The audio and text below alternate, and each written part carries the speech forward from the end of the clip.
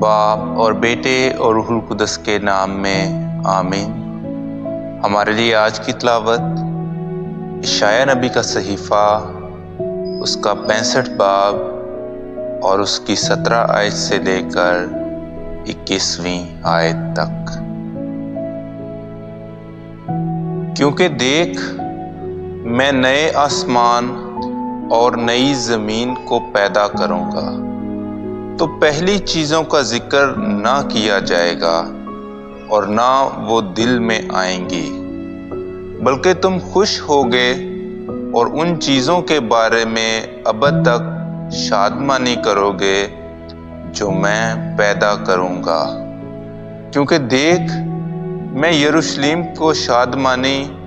اور اس کی امت کو فرحت بنا دیتا ہوں، اور میں یروشلم سے خوش اور اپنی امت سے شادمان ہوں گا، اور بعد ازاں اس میں رونے کی صدا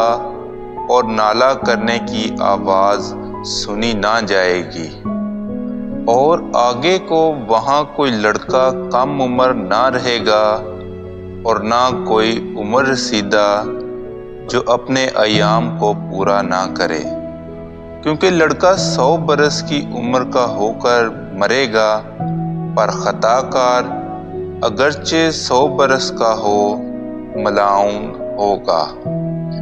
اور وہ گھر بنائیں گے اور ان میں بسیں گے، اور تاکستان لگائیں گے اور ان کا پھل کھائیں گے۔